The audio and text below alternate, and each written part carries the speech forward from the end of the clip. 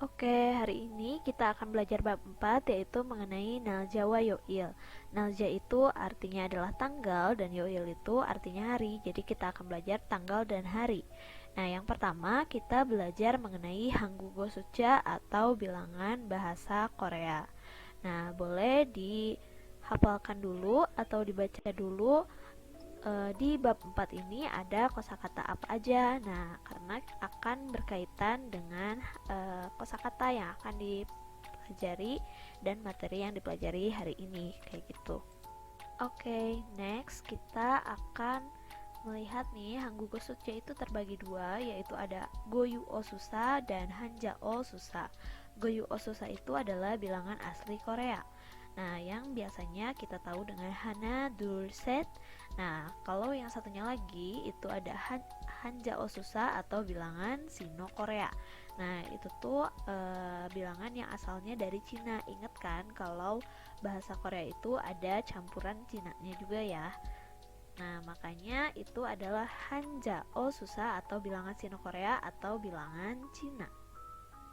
Lalu, materi yang akan kita pelajari hari ini, yang pertama adalah Hanjao Susa dulu ya. Nah, nextnya itu ada Goyu Susa, nanti di bab selanjutnya. Nah, Hanjao Susa ini fungsinya buat apa sih? Nah, Hanjao Susa ini atau bilangan Sino-Korea ini fungsinya untuk yang pertama itu untuk menyebutkan nomor telepon, menit dan detik, tahun, bulan dan tanggal sama nominal uang. Jadi kalau misalnya di situ ada menit dan detik, nah jamnya harus pakai apa? Kalau jam kita nanti menyebutnya dengan uh, bilangan asli Korea. Oke, selanjutnya kita masuk ke penyebutan angkanya nih. Penyebutan angka Hanjao susah. Yang pertama itu ada 0 yaitu gong atau yong, terus ada il itu 1, 2 itu i, 3 itu sam, 4 sa, 5 o, 6 yuk, 7 c, 8 pa, 9 gu, dan 10 itu sip. Nah, boleh dihafalin dulu ya oleh teman-teman. Nanti kita akan menyatukan lagi nih. Nah, ada di penyebutan 11. 11 itu berarti 10 dan 1. Jadi sip il. Terus 12 itu 10 dan 2 berarti sip i. 13 itu 10 dan 3 berarti sip sam. Nah, berarti kalau yang lain tinggal ditambah-tambahin aja ya. Misalnya 16 berarti simyuk gitu. Terus ada 20. 20 itu berarti 2 dan 10 jadi isip. Terus ada 21, 2, 10 dan 1 disebutnya ada isip il. Terus misalnya lagi ada 23 berarti 2, 10 dan 3 atau 23 jadi isip sam gitu ya. Nah, tinggal kita satu-satuin aja nih. Misalnya 78 jadi c ship pie gitu atau 67 berarti yuk ship chill. Seperti itu ya. Gampang banget. Oke, sekarang kita bakal belajar penyebutan dari 1 sampai 1 juta ya. Nah, yang tadi udah kita pelajarin itu ada 0 yaitu gong, terus 1 itu il, 10 itu sip, 100 itu bek, terus 1000 itu chon. Nah, 10.000 itu man. Nah, si 10.000 ini adalah angka patokan dari Hanjao ini. Terus ada 100.000 yaitu sipman dan 1 juta itu bekman. Nah, sekarang kita bakal menyatukan ya angka-angka ini dengan satuan nih. Contohnya ada 100, 100 itu tadi back. Nah, kita tambahin satuan, yaitu misalnya 1. Jadi 101 jadi 100 itu back, terus 1 itu il. Jadi back il. Terus ada 200. Nah, kalau 200 berarti 2-nya dulu baru 100 jadi i back. Nah, sekarang kita tambahin dengan satuan ya. Jadi misalnya 202 yaitu i back i. Terus ada 300 itu jadi sambek. Nah, contohnya lagi kita bakal menambahkan yang lainnya nih, misalnya nambahin si puluhannya jadi 352 misalnya, yaitu jadi sambek oship i kayak gitu. Terus ada 1000 itu chon, berarti kalau misalnya 2000 itu duanya dulu baru 1000-nya jadi i chon. Nah, sekarang kita bakal masuk ke penyebutan angka sampai 1 jutanya ya. Nah, kalau misalkan di situ ada angka 1. Nah, kalau misalnya angka 1 dia nggak usah disebut, kecuali kalau dia satuan adanya di paling belakang itu. Nah, kita langsung aja nih sebutin yang udah ditandain sama yang merah itu. Nah, kita langsung back, terus ke atas kanan itu ada gu. Nah, terus ke bawah lagi sip, terus 팔만 삼천사백 오십 il. Jadi man itu harus selalu disebut ya, walaupun misalkan dia nggak ada angka yang ada di situ gitu. Nah, next lagi ke selanjutnya, nah itu ada 0 ya. Nah, kalau misalnya ada 0, kita nggak usah disebutin si nolnya, kita langsung ke mannya aja. Nah, contohnya misalnya gini. Jadi, sambaek guship man, karena harus selalu disebut mannya itu, terus yukchon ibek shipchil. Nah, yang satu itu kita nggak usah sebut satunya karena dia ada di posisi sip, kayak gitu. Oke, lanjut lagi. Nih ada angka selanjutnya. Nah, itu ada 1 terus 0 0. Nah, langsung aja kita ke backnya gitu. Karena 1 kita nggak usah sebut satunya. Kita langsung ke back, nggak usah sebut sip juga karena 0. Nah, langsung ke man karena dia harus selalu disebut. Jadi backman 6853. Seperti itu ya. Gampang banget. Oke, selanjutnya boleh teman-teman pause aja di bagian latihan ini. Nah, kayak gimana penyebutannya yang seperti tadi.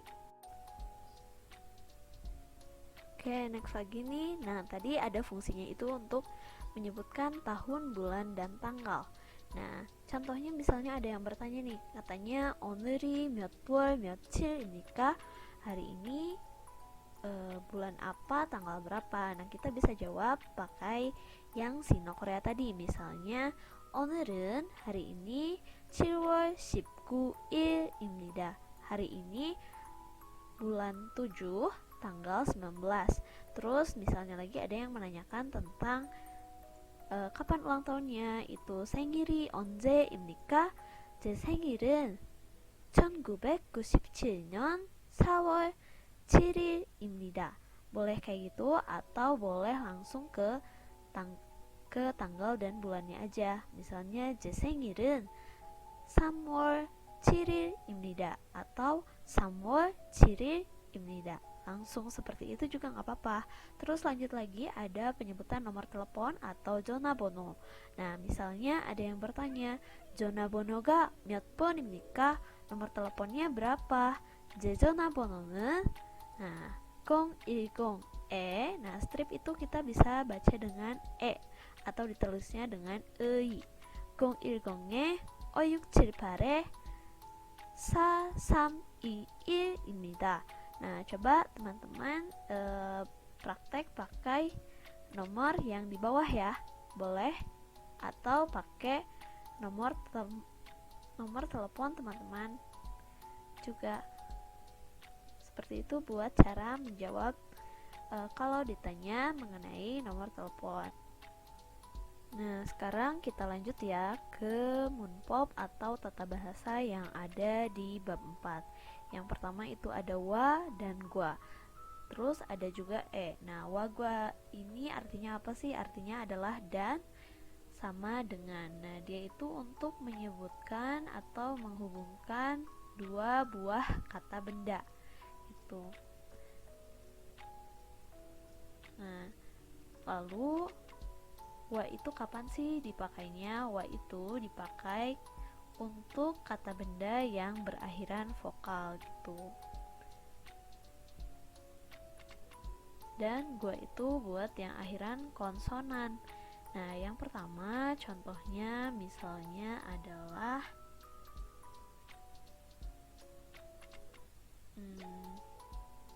misalnya 친구.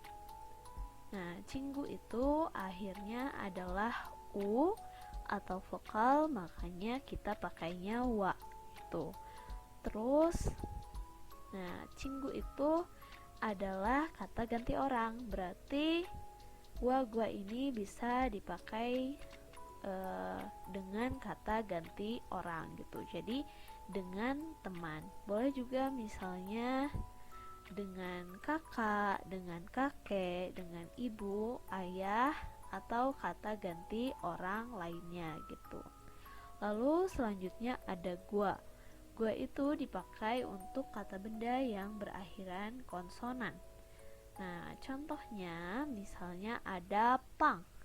Pang itu akhirannya adalah ieu atau konsonan. Nah, dia makanya pakainya gua. Jadi pang gua misalnya uyu gitu.